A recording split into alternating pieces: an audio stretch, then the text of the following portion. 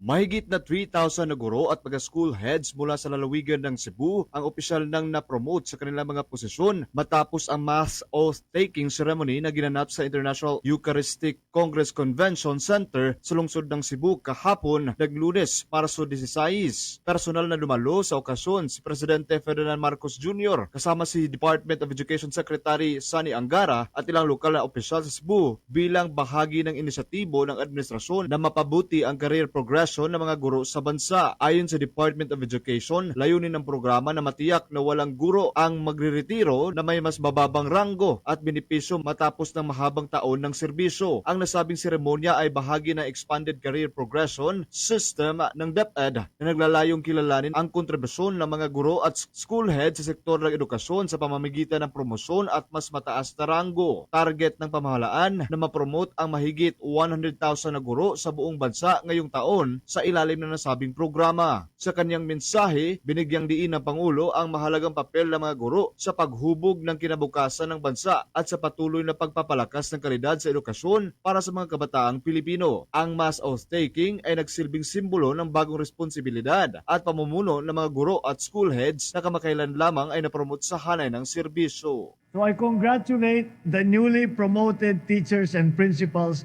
from 44 municipalities of Cebu Province.